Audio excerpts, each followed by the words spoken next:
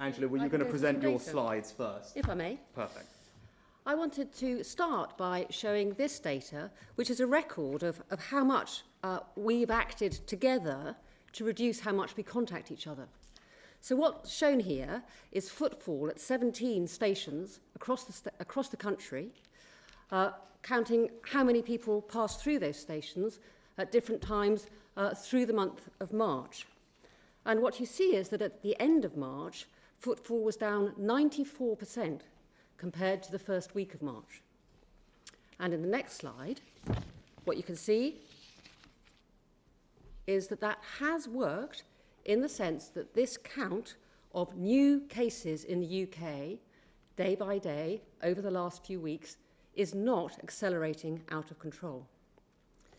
Yesterday, there were 5,492 new cases, and the spread of this virus is not accelerating, and that is good news. If I could have the next slide, please. What's recorded here is people in hospital beds with COVID. And the highest of those lines is London, and the one just below in grey is the Midlands. And what this is a slower responding record of new infections, because of course once people are in hospital, some of them will have to stay there for many days, some of them for some weeks. But again, what we see is that the rate at which this is rising is definitely getting slower, and it looks like we're beginning to get towards a flat curve there, which is, of course, what we've all wanted. Our overall aim has always been to make sure that everybody can have access to critical care if they need it. And that's what's shown on the next slide, is COVID patients in critical care. Back one, please. Can I go back one, please? No? Okay. This one here. Yes, thank you. And there we can see encouraging news that perhaps, at least in some parts of the country, this really has started to flatten. Across the country, in the last 24 hours, this has increased by just 4%. And again, that is good news because this is our most limiting resource at the moment. So finally, I have data on the sad statistic of people who have died from COVID. And this is an international comparison across different countries, showing how that number accumulates in different countries. And the UK is the dark blue line somewhere in the middle there. This data has long reporting lags, and even after the number of people in critical care stabilises or even maybe begins to fall, this number will rise because sometimes deaths are reported many, many days or even a week or so after, sadly, somebody has died. So we expect this number to keep rising even after the curve has flattened. Thank you, Chancellor. Thank you. Steve, anything you wanted to add? Well, maybe a word on charities. So in the NHS, we work very closely with our partners in the charitable section.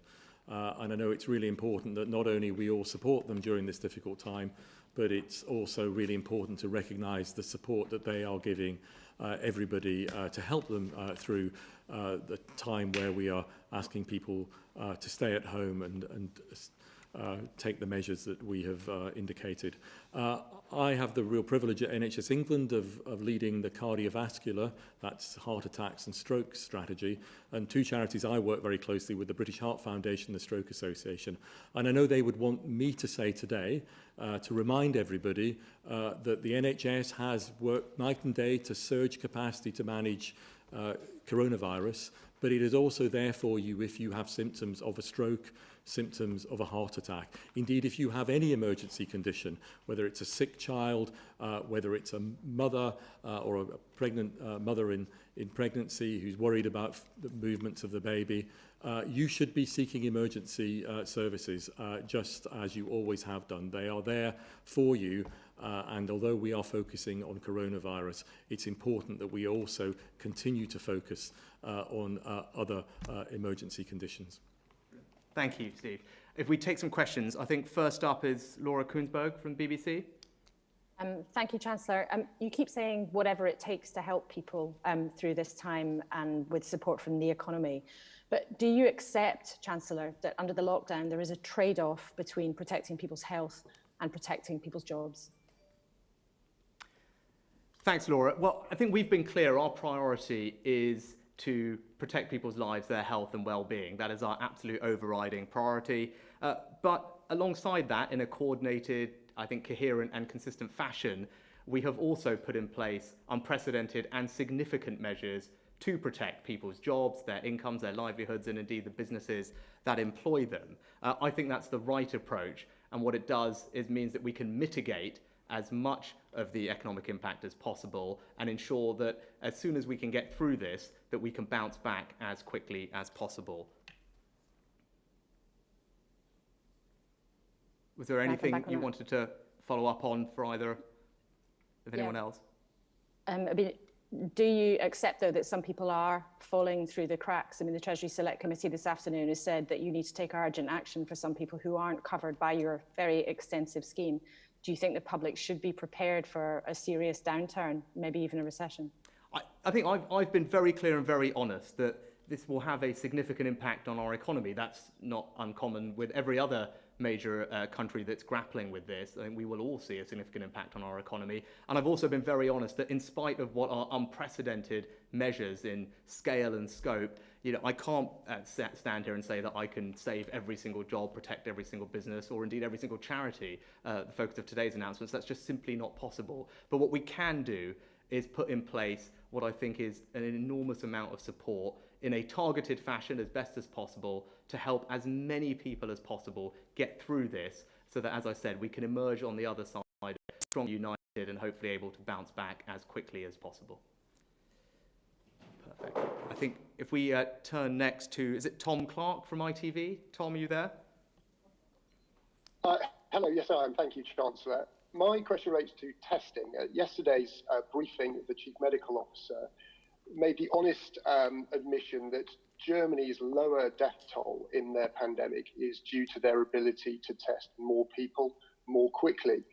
Given their death toll is 3 times high, more than 3 times lower than ours, is it now time for the government to come out and admit that thousands of people have died and thousands more people will die in this country as a result of our failure to test more people more rapidly? Steve, you want to take the to be honest, I don't think that's what the Chief Medical Officer did say. I think he said that testing was one of many factors. And I think the Chief Scientific Advisor spoke about this too, was one of a range of things in Germany. And I think it's difficult at this stage to say what range of factors has contributed to what. I think the Chief Medical Officer was also making clear that it's important that all countries learn from each other. And I've no doubt that other countries will want to learn from our experience and some of the things that we have done in the United Kingdom, for instance, the work on modelling and predicting what the epidemic might do. So I think the point he was making yesterday was that everybody should be learning from each other. And indeed, that is what we're doing. Angela might have more to say on that. Yes, I would have thought the point would be that the rate of deaths, of course, appears much lower if you can count many, many more of the cases. That's certainly one of the things that you see. If you see different case fatality rates in countries, that could be because you're counting many, many more of the people who should be on the bottom of that fraction. In terms of modelling, that is something that we're really very happy in this country to offer to other countries, and hope that's one of the things we can contribute to the international effort. Brilliant. Thank you, Tom. I hope that.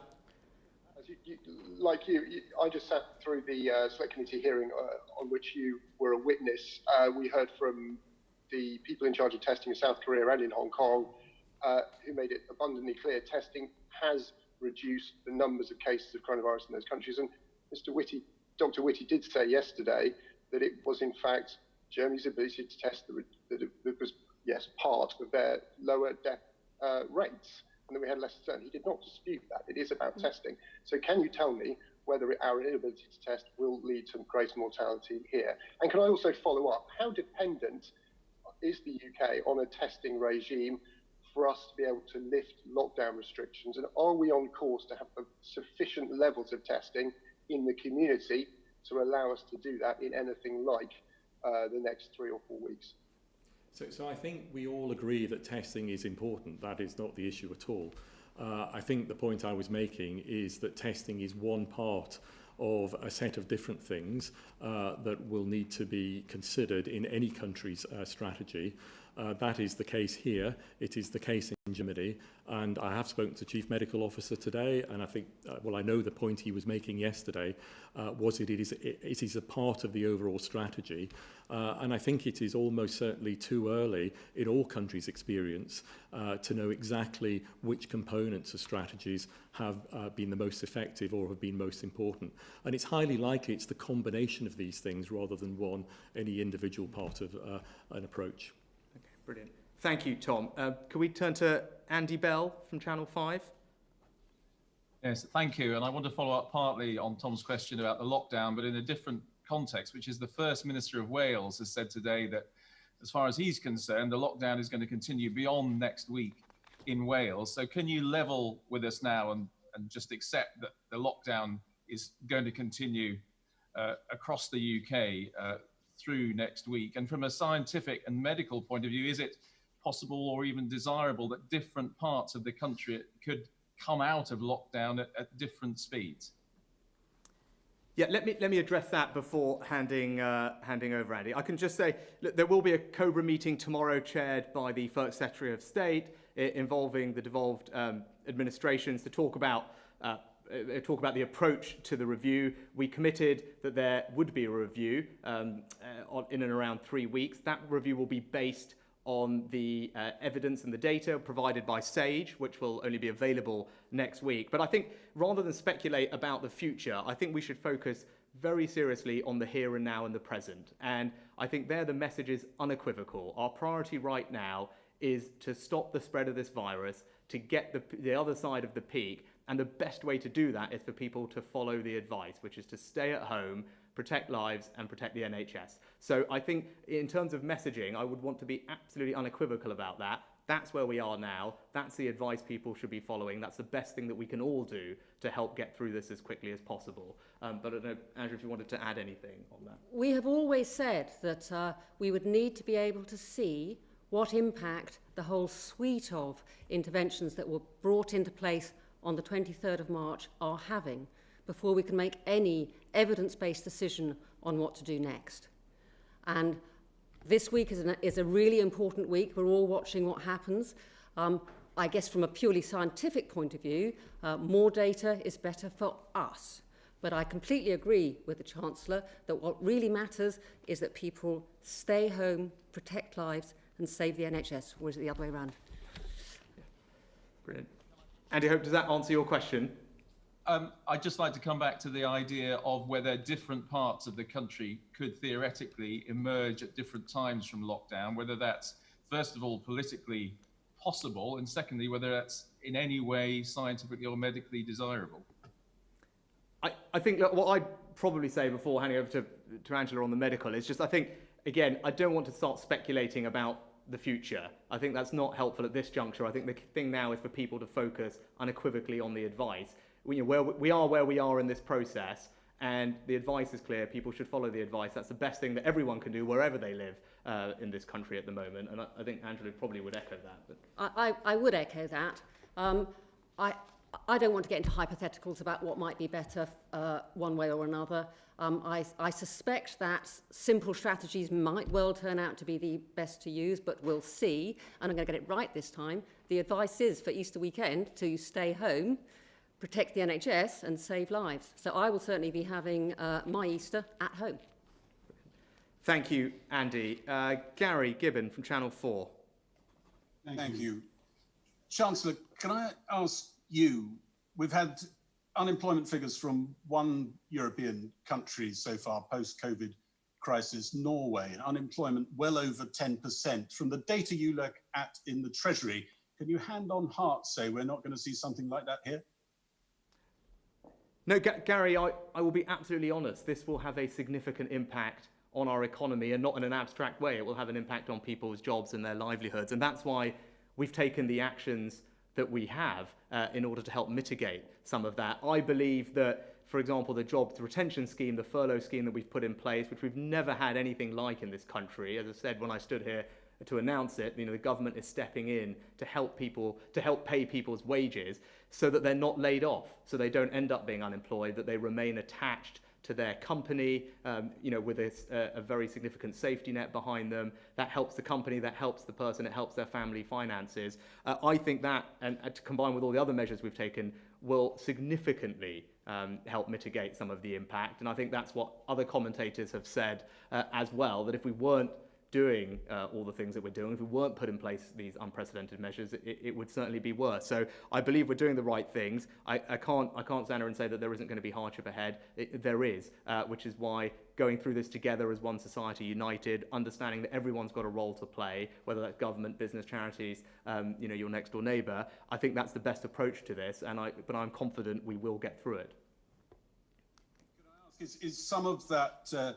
Is some of the data from surveys already coming in outstripping your expectations? You mentioned the furlough scheme, some suggestion that there could be people applying for that, businesses applying for that, way in excess maybe of Treasury expectations. Did you ever think you could be forking out, say, 40 billion over 3 months, which could be the number, couldn't it? Well, I think, just to clarify on that, we have not put out a specific projection or an estimate of the take-up of that scheme, and I think there was some reporting that we might have, and this might be in excess of it. So we haven't actually done that for the simple reason, this is an unprecedented situation. So of course we have a range of scenarios that might come our way, but there isn't a precise central estimate of what the scheme might do. What I would say is, you're right, there is other data that we can look at, and I think others and myself have talked about universal credit claims, which have come down from where they were 10 days ago, which is comforting, but they're still very elevated relative to what normal levels might be, sometimes 4 or 5 times higher. That is obviously something we look at, and that's why we've not only strengthened the safety net and put extra money to the tune of £7 billion plus into the welfare system for those who are accessing universal credit. We've also provided more funding to DWP, for example, to help them process those claims and make sure people get the support as quickly as they need. But I say, when it comes to the job retention scheme, people who are put on that scheme at whatever scale, to me, that's the scheme working. The idea is that we did that so that people were not laid off, they were not unemployed, they had a good income to get them through this, and they remain attached to their company and their employer. So if it ends up being significantly used, I will view that as a success if it means that we get through this and then can bounce back quickly and provide security to those people and their families during it. Thank you. Is I think next Pippa Creer at the Daily Mirror. We all know that the focus now is currently on following the advice, rightly. But I've spoken to head teachers and parents and MPs who are very keen to reopen schools as soon as the scientific advice suggests that it's safe to do so. So could I ask Professor McLean whether, despite the focus on the advice now, whether she could give us any indication of whether schools might reopen before the summer holidays, which after all are 3 months away. And the Chancellor, if I could ask you, how significant a factor are schools in your discussions about getting the economy back on its feet once we're through the other side of this? I'm happy to answer that by saying there's very intensive work going on to think about all sorts of different things that we might do in the next stage. It would be completely premature for me to give a yes or no answer to that question, because so much depends on this question of how well have the measures put in on March the 23rd worked. And we can't know that this week until we see a longer run of infections that have happened since that time. But please be assured that people are working incredibly hard to explore those sorts of questions.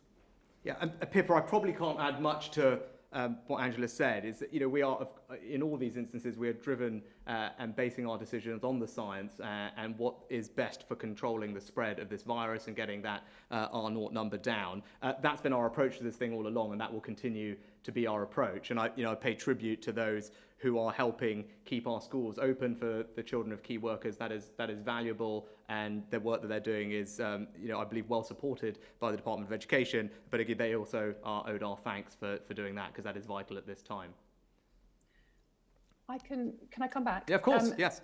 I mean, I can understand that obviously the data and the science suggests that it's too soon to say. But Mr. Paris was talking just days ago about green shoots and the beginnings of signs of the curve flattening. Was that premature? No, I don't think so, because I think what I said last week was that the green shoots were occurring in some of the early things that we were seeing, such as the reduction in transport, the reduction in footfall that we describe in these press conferences, which recognises that the British public is complying with instructions. And as we've said, the message is we need to continue complying with those instructions on social distancing. So those green shoots over time translate into benefit in a reduction in the number of infections, a reduction in the number of hospitalizations, and then sadly, finally, into a reduction in the number of deaths. And I think, as you have heard from Angela at the start of this press conference, we are starting to see a plateauing, the first signs of a plateauing of infections and hospitalizations. And if we had not taken those measures, if people had not complied with them, we would not be seeing that. We would be seeing an exponential curve and a set of graphs that were steeply rising. We are beginning to see the benefits, I believe, but the really critical thing is that we have to continue following instructions. We have to continue following social distancing, because if we don't, the virus will start to spread again. And if it starts to spread again, then in a week or two's time, we will be seeing a set of figures which are not going in the direction that we want to see them. We will see increased pressure on the NHS. We will see increased numbers of deaths. So this is not the time to become complacent. It's not the time to think that the job has been done. This is the time to continue, everybody continuing, whether you're me, whether you're a member of the public, frankly, whether you're a football team, to continue to keep with social distancing and ensure that the hard work and the hardship that everybody is no doubt encountering leads to those benefits. That's a simple message today, and you've heard it time and time again, and there are no apologies for giving it. Brilliant. Thank you, Pippa. Can we go next to, is it Mesa Hall from the Express? Oh, no. Yes, thank you, Chancellor. Just back to your job retention scheme, the head of Revenue and Customs has today warned that the scheme is open to fraud and abuse. Have you had any evidence that that is happening? And would you urge employees to blow the whistle on firms that may be abusing this scheme? Yeah, thanks. Look, what I would say is we're obviously designing schemes at pace, which haven't been done before. And part of the reason that we've made some of the decisions that we've made in the design of whether it's the job retention scheme or the self-employed are deliberately to counter fraud. Because obviously we want to make them as simple as possible and as accessible to as many people as possible, whilst protecting the taxpayer, because ultimately this is all of our money that will need to be paid back at some point. So we want to make sure it's targeted on people who really need it. And that has actually influenced some of the design choices we've made. That means some people might fall between the cracks. It means that there are people who are saying, well, can you not do it this way? Can you include us? And the reason we've not been able to do that is to protect against exactly that. Exactly the risk of fraud or spurious claims that we won't be able to verify, or only verify with a very cumbersome manual process which would delay the scheme's implementation, which I think is not the right thing. So, I'm confident that the decisions we've made will minimise the risk of fraud. Obviously, the team are hard at work at the moment getting these schemes up and running, and we will have as robust verification and auditing processes as possible to ensure that there isn't fraud and that we can go and tackle it. But that's why we've made some of the choices we've made, and hopefully that people will understand that, and they hopefully have been reasonable about that when I've explained, well, this is why you had to be employed, for example, on this particular day, because if you weren't, then obviously there is the risk that you could create a brand new employment for someone who we've never heard of before and suddenly start getting money from the taxpayer for not a genuine case. So that's, for example, one of the reasons we picked a cut-off date of February the 28th for that particular scheme. A big part of that was preventing fraud. So, hopefully that's clear. And Jim and HMRC and his team are doing a fantastic job getting these things up and running. I think he talked a little bit about timing, and we're on track to deliver against the timelines that I outlined earlier, which is pleasing because this is a huge challenge for them, and they're doing a great job.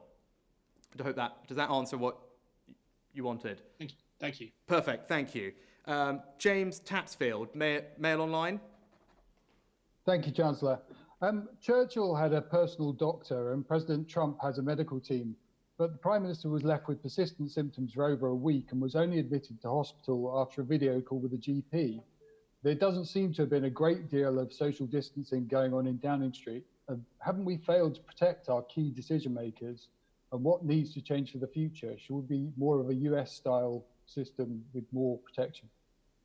Well, I think I'll defer to Steve in a second, but I would say that I think the Prime Minister has received excellent care and advice at every step of the process. At the end of the day, no matter, we're all trying our absolute best. That none of us are superhuman and impervious to getting sick during this process, and that's what makes this whole thing so awful for all of us. But as I've observed and seen, the advice, the care has been excellent, not just beforehand, but especially now at St Thomas's. I don't know, Steve, if there's anything you want to add? I'm absolutely confident the Prime Minister has and is receiving excellent medical care. I'm not his physician. He will have been advised by his own doctors, but I do know colleagues at St Thomas's Hospital. In fact, a couple of weeks ago, I took the opportunity to visit St Thomas's Hospital, visit some of the critical care consultants, and I can't tell you how impressed I was. And this is going back a few weeks, at the preparations that they were making, the details that they were thinking through in terms of how they would deal with an increase in patients with coronavirus. They are amongst the best critical care clinicians in the world. St Thomas's, even when I was a junior doctor many years ago, was world renowned for its critical care capacity. So I'm absolutely confident that my colleagues, all the clinical staff, doctors, nurses, and everybody else at St Thomas's is providing exceptional world-class